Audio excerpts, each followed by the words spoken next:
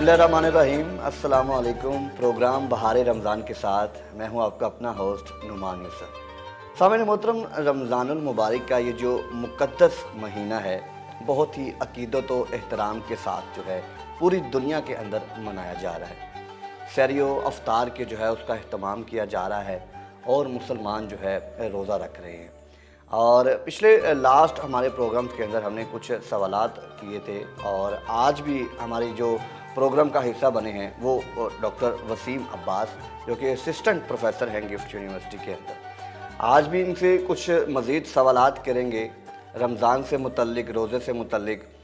और इसी रमज़ान मुबारक के महीने के अंदर आपको पता है कि इस्लामिक जो वाक़यात हैं वो भी पेश हुए थे। इसके ऊपर भी हम मज़ीद आगे सेगमेंट्स के अंदर बात करते रहेंगे।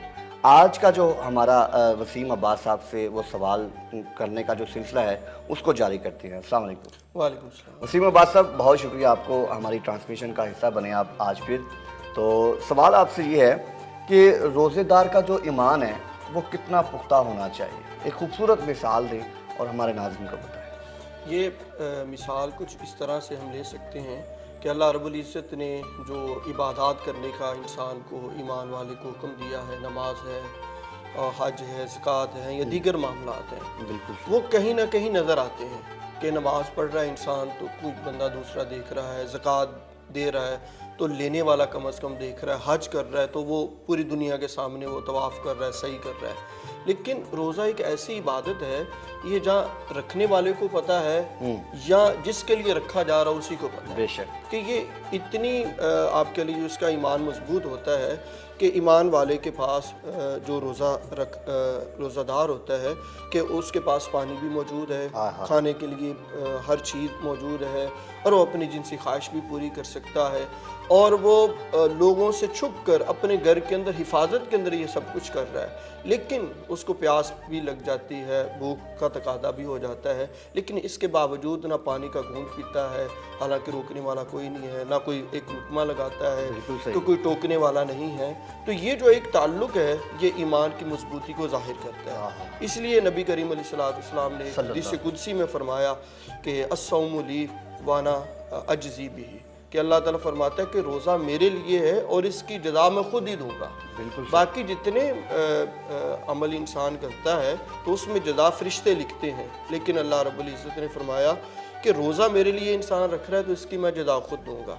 बल्कि एक रवायत के अंदर इस हदीस को उज्ज़ा भी पढ़ा गया है, जिसका मफ़हूम यह है कि अल्लाह ताला फरमाता है कि रोज़ा मेरे लिए और मैं खुद ही इसकी जज़ा हूँ। तो इस हदीस मुबारक से भी हमें पता चलता है कि रोज़ेदार का अपने खालिक और मालिक के साथ कितना गहरा ताल्लुक जो है वो बनता है। तो मेरे ख्याल से कि यही अल्लाह रब्बुल इज़्ज़त ने जो है देखने के लिए कि मेरे मुसलमान का जो ईमान है वो कितना पुख्ता है, रोज़े का महीना जो है वो पेश किया और मुसलमान जो है इसके ऊपर आमादा भी हैं। अल्लाह रब्बुल इज़्ज़त, बहुत खूबसूरत आपने बात की है माशाल्लाह, बड़ा अच्छे आपके जो हदीस के साथ आपने बयान किया। और फिर इस पर मैं एक और हदीस कोट करना चाहूँ कि रोज़ेदार की जो जोफ़े दहन की वजह से, जो खाली पेट और कुछ ना खाने की वजह से जो बू अल्लाह पैदा होती है, कहते हैं कि असर के बाद उसकी जो उसके अंदर इजाफा होता है वो कस्तूरी से भी ज़्यादा जो उसकी खुशबू होती तो वो हदीस मुबारक का मफहूम है कि अल्लाह रब्बुल इज़्ज़त को वो जो बदबू वो कस्तूरी की खुशबू से भी ज़्यादा जो है वो प्यारी है। इसी से मुतल्लिक बाज़ फुक़हा तो कहते हैं कि